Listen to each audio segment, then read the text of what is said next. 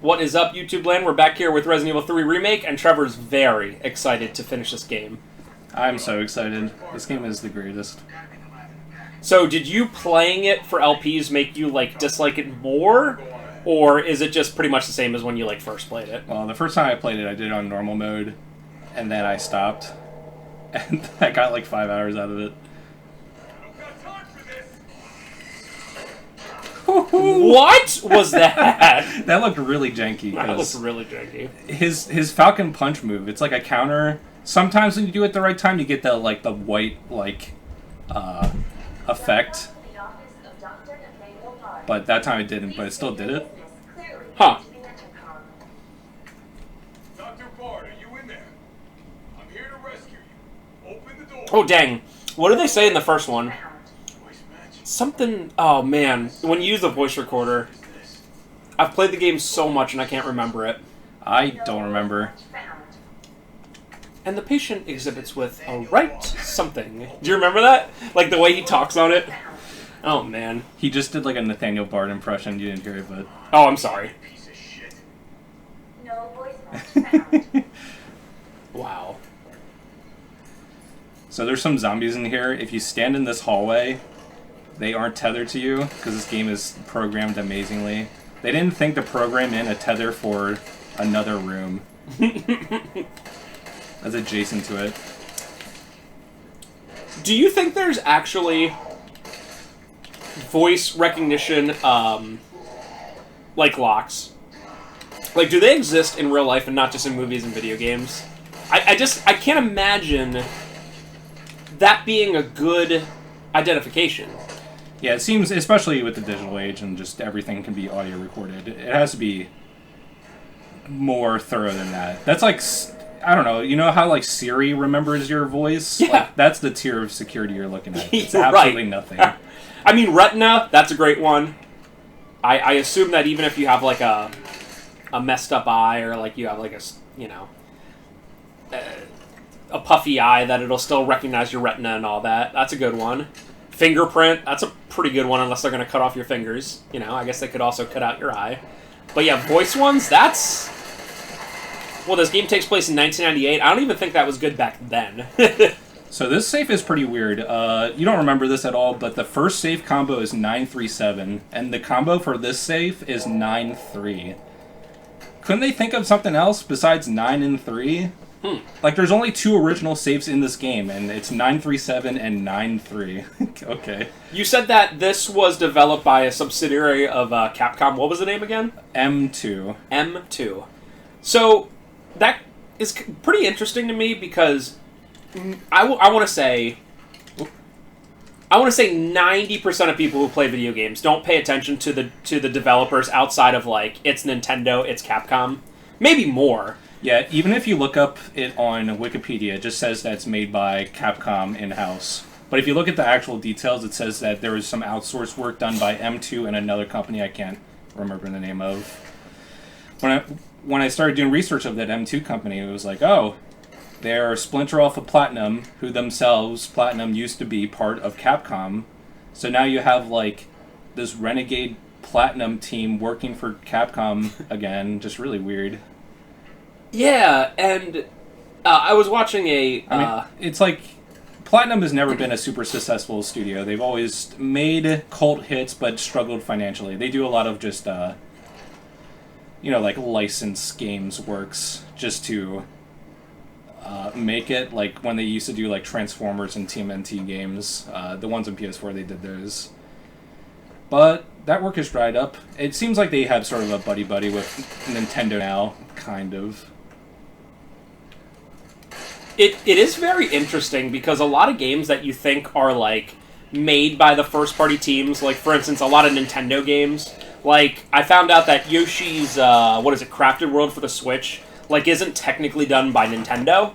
Like, it's done by some second-party developer. Almost like how Naughty Dog is a second-party developer for, Sony. Ah! Whoa!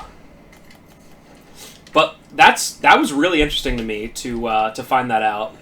Because you're just like, oh, it's Nintendo. But it's like, no, it's like in-house second-party developer, but that's not technically Nintendo, I guess. Yeah, especially with games being as expensive as they are and how much time. It's just, you can't have an in-house team without having a million in-house teams. So here's Hunters. Hunters are pretty cool, but they're absolute damage sponges on this difficulty. Oh, God, they were damage sponges on normal. Yeah. So this first encounter, you can manipulate it by moving the camera up, and it won't attack you for some reason. I definitely just know this from the speedrun. Oh, okay. It just did it Of course anyway. it does. Thanks, dog. Is Platinum the company that does... by the way, I like the looks of these Hunters. They're pretty cool. Yeah, looking back on it. Like, it looks pretty neat. The Hunters in the original game looked like they were lethal, but very, like, what's the word? Like, squishy. Like, they look like they couldn't take bullets. Yeah. But in this one, you have to... They have, like, an armor coating to them. And you have to remove the armor coating over their face to actually, like, kill them. If you're not using, like, a grenade. Also, pale heads are cool. Good lord. Yeah, they're really cool looking. What was I gonna say? Is Platinum the developers that do Bayonetta? Yes. So apparently, like, I don't know if this is a recent thing. Wow. Nice. I don't know if this is a recent thing, but people are like really mad that Bayonetta 3 is gonna be like on Nintendo, like Switch only.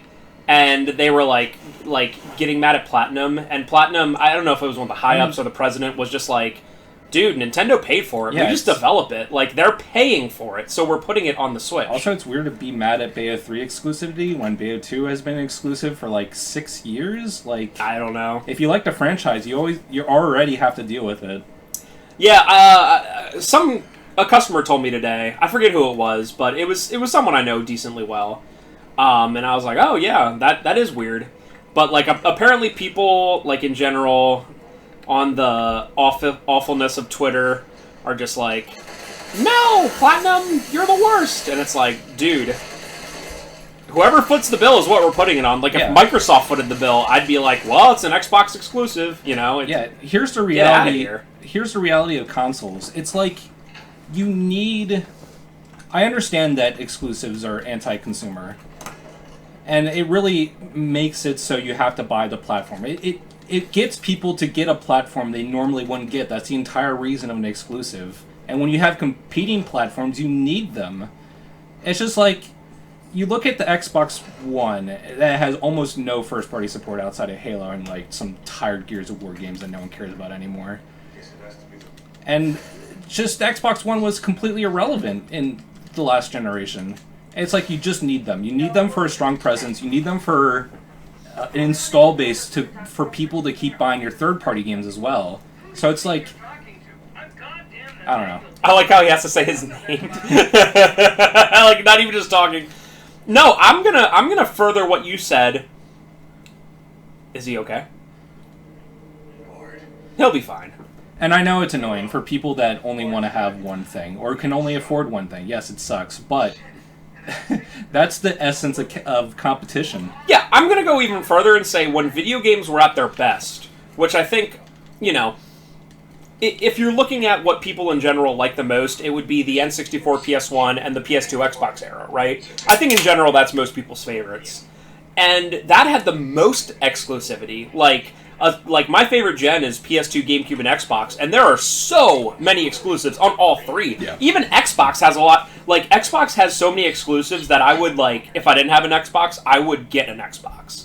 And I'm not even talking about Halo, like, just a lot of, like, indie fun titles. It was when Microsoft published a lot of stuff that was unique. Even weird stuff like Grabbed by the Ghoulies. It's like, oh, look, they did that, So, nowadays, when there's, like, the only exclusives that really come out, for the most part, are, like, really big AAA titles, games like Last of Us 2 that take 7 years to develop, it kind of stinks. I like seeing exclusives. That's just me. Yeah. And it's very easy as a store when Microsoft has exclusives because we just don't order many of them. Because if Sony has something or Nintendo, especially Nintendo, you order a bunch. Like, even something like WarioWare, I was like, I got double of what I thought I should get. And the first week I was like, I messed up. But every single week we go through a couple copies, whereas guess what that doesn't happen with? Microsoft. Until the games become like $20. I think I got screwed on like 2 or 3 Microsoft titles this past like Yeah. 12 to 18 months. Crackdown 3, I only got like 6 copies, and I don't even know if we ever sold any till it became like $20. It's also funny when people complain about exclusives, because if Bayonetta 3 was a PS5 exclusive, they'd be like, oh yeah, that's awesome! Heck yeah! PS5 exclusive Bayonetta 3? It's like, you only hate it because you're not on their team. Yeah. I like exclusives, like even... And I don't even really like any company anymore. I don't like Nintendo, Yeah. I don't like Sony, I definitely don't like Microsoft, but that's the essence of console competition. I mean... Every single time that Nintendo makes a Metroid Dread, where it's like, oh, that's why I like this company, and then they do other stuff like everything else, and it's just like, oh, $50 Nintendo Online expansion pack that includes N64 games. Yeah, that's the thing they just did. And it's like, I hate you, Nintendo. Boosh! Wow. That was really weird, because I got hit by its Did his tongue. head just go flying then? What was that? I don't know. Somebody pause there and look to see if like a head went flying in the background. Not only is certain exclusives good for certain systems, but like the only time it's not okay is when it stops. Like for instance, with Madden's exclusivity with EA Sports, like you can only make an NFL game. EA Sports can only make an NFL game. That's bad because then no other company can be like, great. But it's like because Sony has Spider-Man doesn't mean that Microsoft can't make like a fun open world game. Yeah, I mean, that has. So what? You can't make Spider-Man, but you can make all that other Yeah, stuff. you could even if you wanted to make a cape game, Yeah. just go to Marvel and be like, what other properties? Oh, you have Iron Man? Great, let's do it. Yeah. Like whatever. Like Square Enix has been doing that for Avengers, and they were doing the Guardians of the Galaxy. Yeah. Not that I personally care about those games at all, but people do. So that's the only exclusive that I can think of that I'm like, oh boy, because. I mean, heck, even MLB The Show is on Xbox now, but we can't have anyone else make NFL games with stupid Yeah. EA Sports. Do you know the story behind MLB The Show going to Xbox? I Was it like a don't. MLB mandate? That's the only thing that makes sense to I me. had no idea. I mean, Sony literally foots the bill. So the only thing that makes sense to me is that, like, they did it to Microsoft as, like, a favor for future stuff. I Like, don't know. maybe... I think Sony just doesn't care about Xbox at all. That I think, like, my theory, I didn't look this up at all, is MLB, when they're, like, working out their deal, they were like, you have to make a version for Xbox, or the deal is off the table. And they're like, okay, whatever, we'll do it. It's just because yeah. Sony doesn't care about anyone. It is definitely possible. Oh, by the way, we're doing the coolest section Yep. in the world. So this is like a raid mode, I guess you would call it, and it is the weirdest thing about this game. It's a solid 5-10 minutes long. Yeah, it's like, honestly, 10 minutes long. And it's just filler. Like, this was just added for filler. It's just weird in this game. If it happened in Resident Evil 5 or 6, especially 6, hell, it might already happen in 6, something like this. I'd be like, okay. But in this game, it's weird. Yeah, and The whole time you're running away from Nemi and running away from everything, and now you have to beat everything, it's very odd. and the, if you see it, the corpses literally just explode. Oh, look at that. It's like, this is clearly not finished, and the engine isn't meant for this. You can't have a bunch of corpses, which is why they just awkwardly just explode. And it's like, okay. Yeah, this is done. I like them just standing out there. You can see their, like, shadows or Yeah, whatever. there's like, I would say there's about 5 waves where you get this break.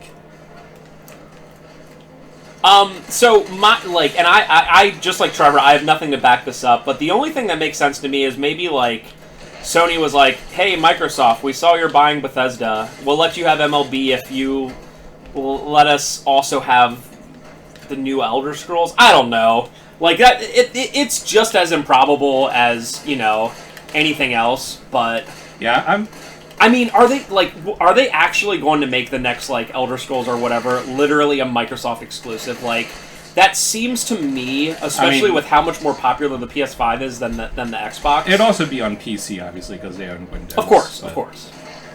But in terms of console, I mean, I don't have any sales numbers, but PS5 has to be 3-to-1 to Series X. I guess. I mean, Yeah, Series X is selling well, but I don't know how good their software sales are. I think it's just Game Pass machine. I don't count Series S sales because whatever.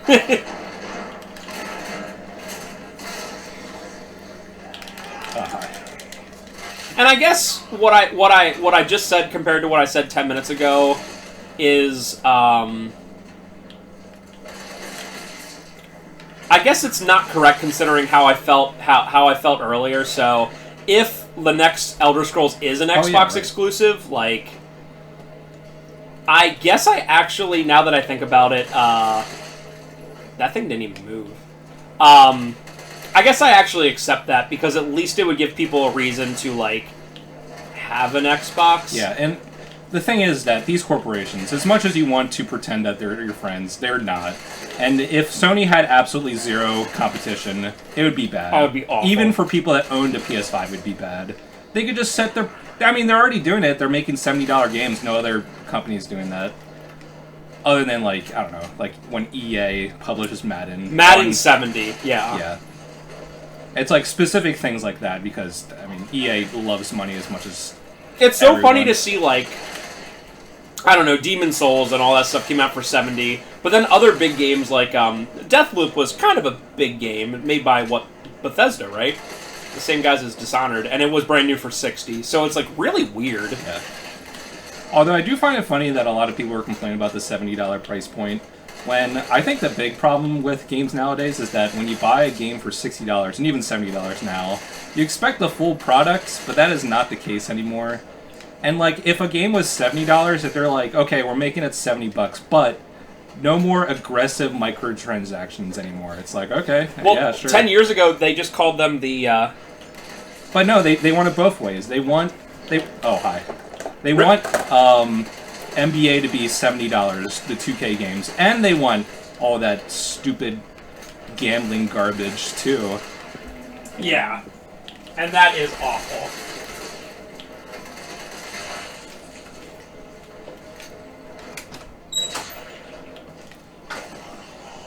Alright, at the end of this... So actually, since we have a bunch of flash grenades, we don't have to do too much. We just want to go over here, set the detonator, and then we just... Hello? Just throw a flash grenade every 10 seconds. Get a little dance party going on.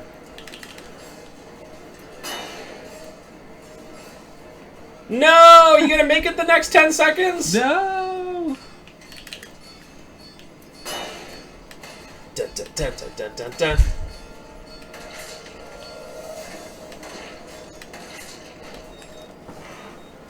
Let's go. Carlos' part is done. It's too bad that the parts are the Carlos part I think is actually pretty decent, other than I don't agree that he should do the RPD, but I think the hospital overall is pretty good. But just this end section is just the worst. But at least it's over. I'm coming back. Spencer left, so I'm just gonna stop talking so you can enjoy the story. Vaccine is a real deal. Good. You going somewhere? You damn right. What do you think you're gonna do? Whole city's about to be microwaved. Teleport. Yeah. You might have missed a few seconds of the cutscene, depending on how Spencer edits. But Carlos injected the vaccine to Jill, and Jill just woke up, and Carlos came in the room. That's it. Yeah, sorry. I spilled Chinese food juice on myself, and then I went up to go get stuff to clean it, and then my dog ran down and knocked my soda off of the table. It was like in the middle of the table, and the soda exploded. Literally, like, went 10 feet in the air. So, that's how you know when you're having a good one. Alright. Uh-oh. Carlos is infected. This is definitely not a dream, right? Totally not a dream. It's the only way. Rip! Well, the good news is that Carlos is such a important character in all the other games that it's good that they're giving him this, this story in this game. I also don't understand why she would have a nightmare about Carlos. I guess she's just afraid of everyone turning into a zombie, but why wouldn't she have a nightmare about Nemesis? The thing that actually damaged her. Oh, yeah. You kind of forget about that at this point, huh?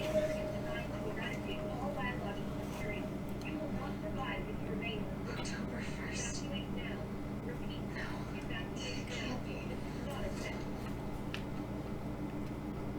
Well, it was September 28th, daylight.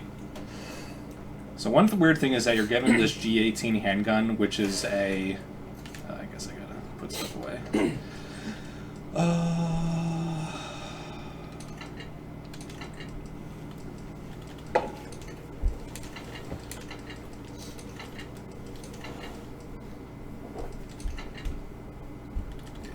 Look at that base grenade. So you get this G18 handgun, which is a burst model with 33 rounds, which is the same as your upgraded handgun. So this handgun can shoot faster, has about the same damage. The only downside is that it doesn't have the same critical chance as the upgraded handgun, but they just give you this gun for free no matter what you do. So it like invalidates the hard work handgun you got from Nemesis, which makes the drops even more worthless. What the heck? It's like, yeah, cool. Do you only get that on the hardest mode, or is it just always there? I think it's always there. Wow. Alright, sunshine. You saved my life. I sure as shit didn't. That was all Carlos. He carried you here and he treated you himself. Crazy bastard. Where is he? Underground. Lauren stockpiled the vaccine not to give this city Brad? some hope. He thinks he can do this by himself.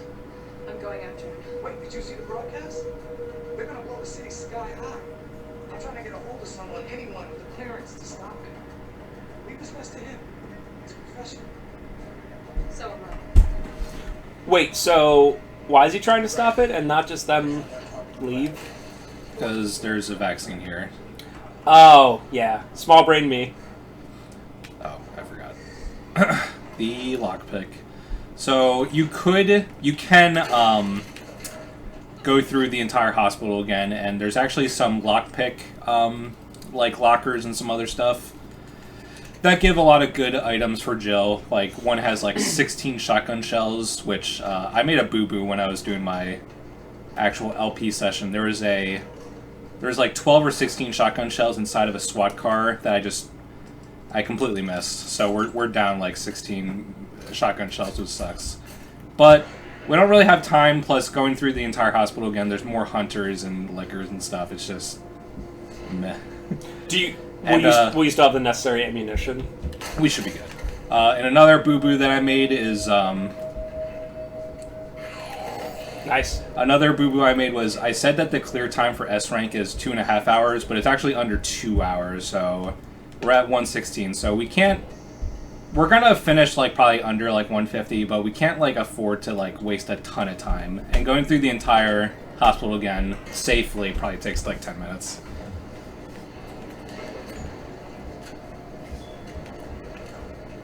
It's so weird when you and I know this game is infamous for being short, but when you look at the trophies and the S ranks, and it's like under 2 hours, you're like, no way. But then you realize, like, when you skip cutscenes and yada yada, you're like, oh yeah, that's definitely doable. Yeah, this game camouflages how like horribly small it is, because you like reuse like some sections like multiple times. Yeah. Like the one block of Raccoon City, they actually managed to actually make you like run through 3 times.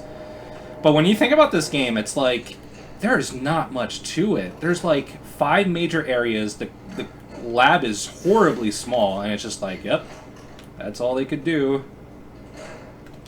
What do they count this area as?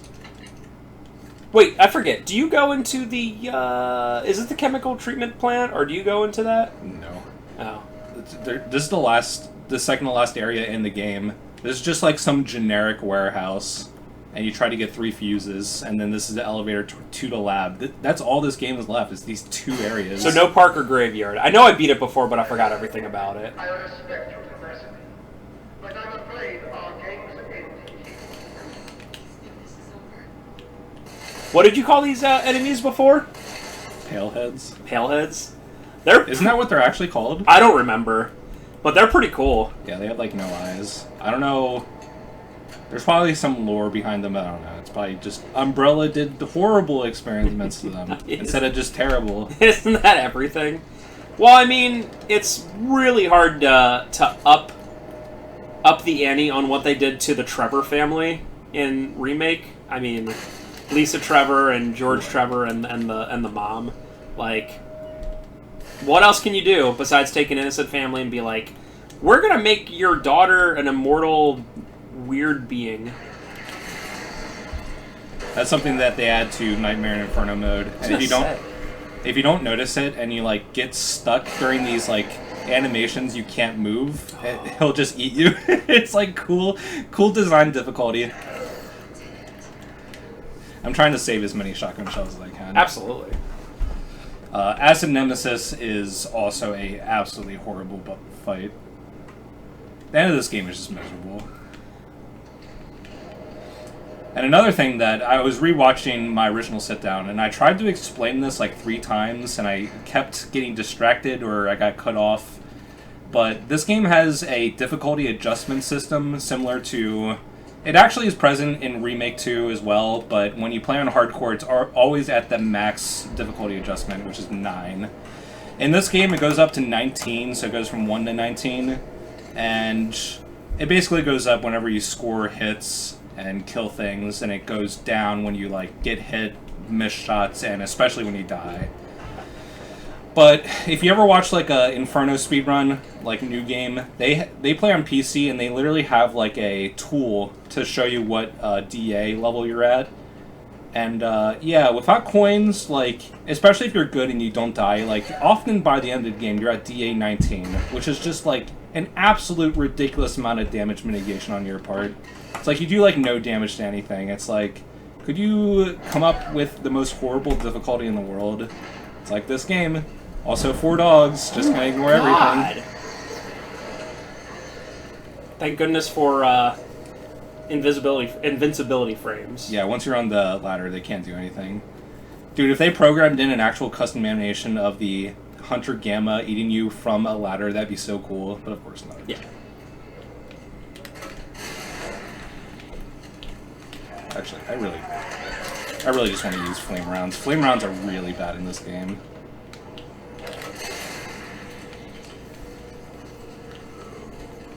Did you mention something last time about, like, players will miss on purpose to lower that DA? Yeah, especially when you're playing as Carlos because you have the assault rifle.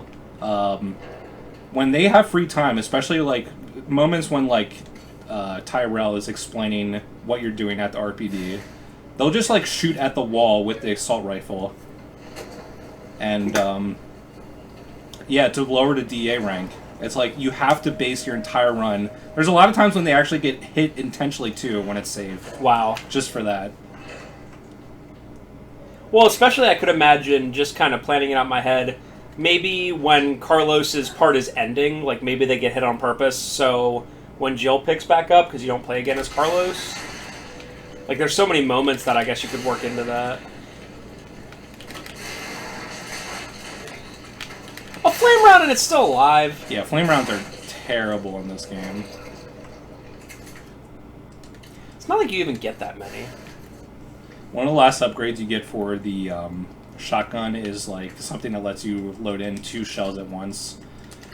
It's kind of cool, I guess. They give you it really late, though. You can see it on the weapon model now, although it's only 4, because I guess they can't assume that you have the extended barrel for the shotgun, which only... Without it, it only holds 4, so that's cool. They couldn't bother to update the model to have 6. Set a barrel from the Magnum. I guess it's sort of useful. Luckily in this game it only makes the Magnum take 1 spot. That's pretty nice. I really just save Magnum for Final Nemesis only.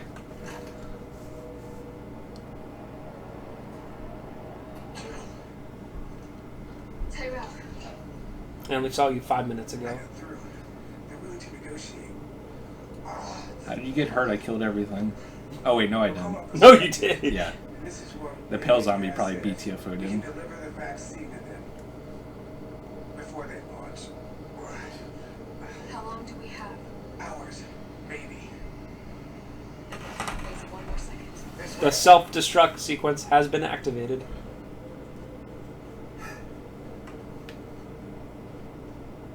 We'll find the vaccine up ahead. It's nice that he knows the passwords, though. Yeah, but he's the hacker. Of course he knows. I'm in. So this section, like, you're forced to walk, but if you just spam perfect dodge, the dodge button, you can go forward way too quickly. What? I got your back. All right, let's get this done.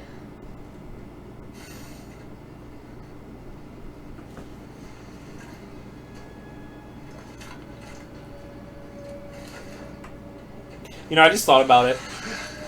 Ooh! Remember this guy? I guess technically I was going to say that the person that the character that the game's named after, but this isn't Nemesis anymore, it's just Resident Evil 3. Yeah, it's like, I don't know.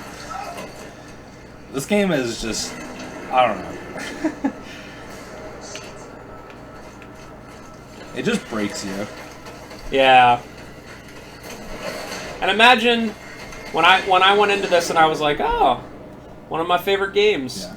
And Remake. we're in the lab now, and like you look at the first area, and you're just like, oh my god, the graphics are absolutely gorgeous. Like this place looks amazing. And you're like, I wish they made the game good instead. Like, look at this. It's like I can't. It's hard to believe this is a PS4 game running at 60 FPS.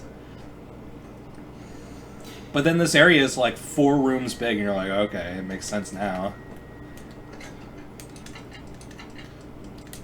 I would rather have more and worse graphs. I mean, even something like a Fallout or a Skyrim, if they were like games that I enjoyed playing, I would be fine with the extra content rather than muck graphs. Yeah, that'd be nice. Alright, I only have 1 flame round. I thought I'd have another stack. Oh, I do. Okay. Yeah, that should be good. Is this the infamous running in circles one? What do you mean? The Nemesis where he just like runs around in circles in like some Yeah. big room? Cool. It's pretty unfun, and whenever he does the circle maneuver, he just spawns a bunch of zombies that you also have to fight at the same time. Fun fight. I love this game. No, I got BTFO. You can get 4 shotgun shells. It's okay, Jill has the vaccine.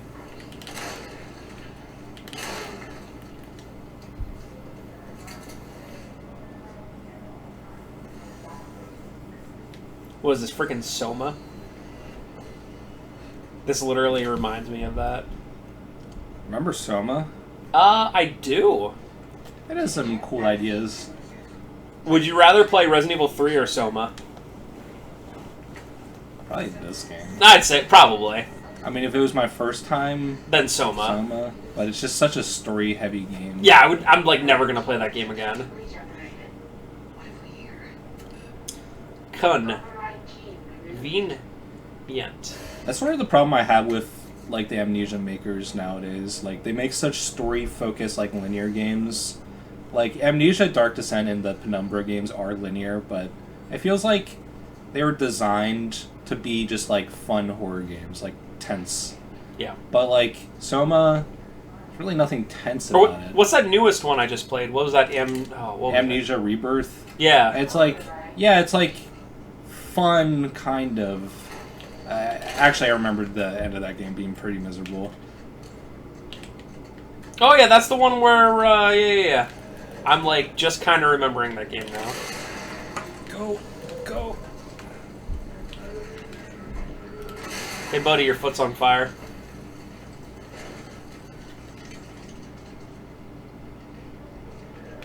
Cool. Like the one good thing they're good against is pale heads. But you have to. They are so fast on this difficulty. That was pretty cool. My favorite character in any Resident Evil game, the arm from RE2 that lifts up the fuse. Yeah, very necessary machine.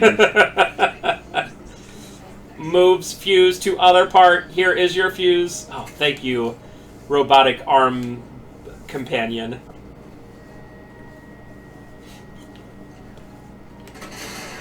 Was that a pillhead with the thing? Yes. Nice. I don't know if it dies to this. It does. Man, I can't wait. I hope I remember to go back and check the footage for that one part where I think the Liquor's head literally explodes. If not, then just something randomly was appearing on screen. Either way, it's pretty awesome. I wasn't paying attention enough, but I hope so. Like I said, if not, it was something. Do you use... I kind of forget from the first run because it's been a couple weeks. Do you use gunpowder a lot? Or is it like not as necessary as it is in the other game? You just get so little on Inferno difficulty. Maybe that's why. So, on Hardcore for RE2 Remake, when you combine 2 high-grade gunpowders together, you get 5 to 6 Magnum rounds in RE2 Remake.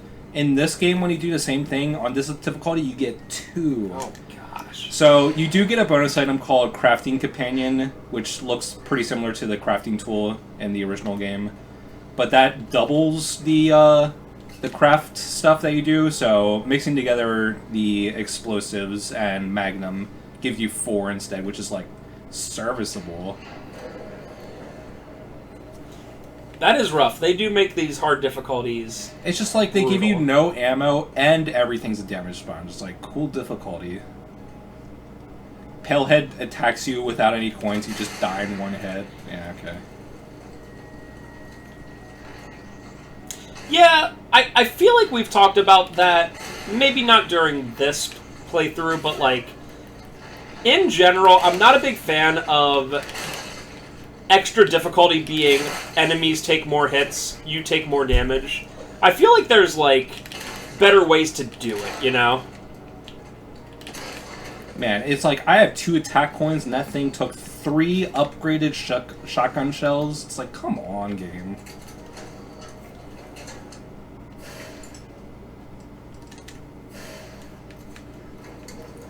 Hey, it's the vaccine base. I'm trying not to mix stuff, just specifically so I can get to a box and use the crafting tool companion.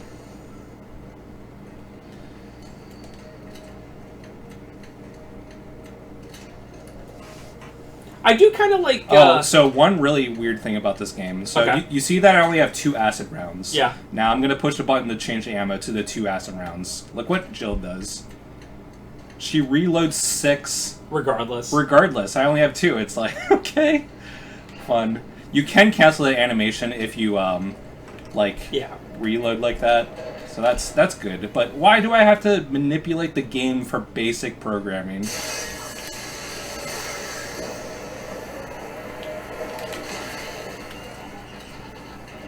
One of those acid rounds? Yeah. They're like flame rounds, but stronger, luckily. I think there's 5 hunters on Inferno. Okay.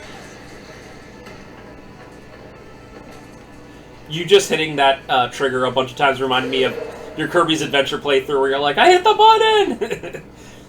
So I was about to be like, oh god, I hear him hitting it! Yeah, it doesn't communicate itself well, but when you shoot a grenade round, you have to wait like, I want to say like 4 or 5 full seconds until you can shoot another one, but Joe's animation really doesn't reflect this well. No. It's not like an obvious thing like maybe a pump-action shotgun where like you see it happening. Yeah, but like, if you see me like shoot and I don't shoot for another 4 or 5 seconds, it's not like, I mean, I am stupid, but I'm not that stupid. Oh, by the way, here's puzzle number 2. I was wrong about this. This puzzle that takes you literally 2 seconds. Do you remember? Oh boy, even someone that doesn't know what's going on probably takes 30 seconds max. Ooh, what Do a brain you remember buster. the water treatment puzzle? Yeah. Like that one, I mean, I'm not saying it takes Einstein to figure out in the original Resident Evil 3, but that's one that you can spend 5-10 minutes on. Yeah, the, and water it's treatment randomly puzzle. generated. Well, it's not purely randomly generated, but they choose some possible solutions. Remember when I got to the point where I memorized like which one it was, depending on, I think it was what the first 2 strokes were. That looked weird. Yeah. Also, I like how they couldn't figure out how to move Jill to another area because this entire place is so small and so condensed that they just had Nemesis throw you over a ledge. It's like, okay. I wonder if this game was rushed. I mean, they could have done it easily. Rip. They could have easily done it where, like, the ground just gave way or something. I don't know. Oh, that'll work. Oof. That'll work. I guess. See, that'll work. That's fine. But her shooting him, it's like, oh no, 1 9mm bullet. I am lay dead. I think my other problem with Nemesis in this game, other than everything, is that Nemesis is too strong in this game. Because in the original game, like, he always did come back, but Jill can incapacitate him for a while. There's sometimes, like, at the end of the Nemesis fight in the clock tower that's been cut in this game, like, he is, like, limping, he, like, falls over and then is in, like, not mortal danger, but, like, serious damage. Like, he's out of commission for hours while Jill is... That's what the word Nemesis means. It's not Superman. It's not guy who can't be hurt. It's Nemesis. Nemesis is something that doesn't leave you the F alone. And that's what it is. Like, I would even consider it, even if the first game, if he took more, like, less damage to get knocked down, as long as he kept coming back, that is, to me, what Nemesis is. Yeah.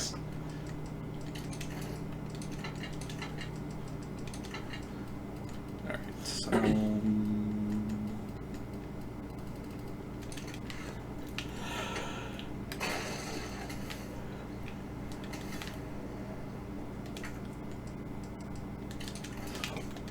There we go. Let's go. I think we should be good. Don't need the handgun.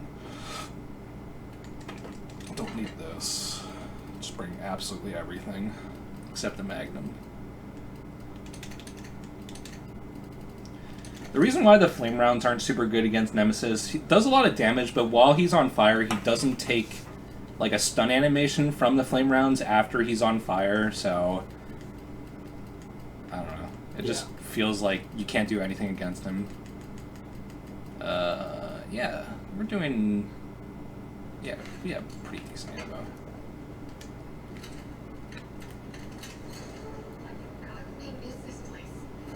I remember this well. I do like that the vaccine's actually on her, like, belt. Oh, that is pretty cool. Yeah, I remember this room well because I kept dying to this boss. I don't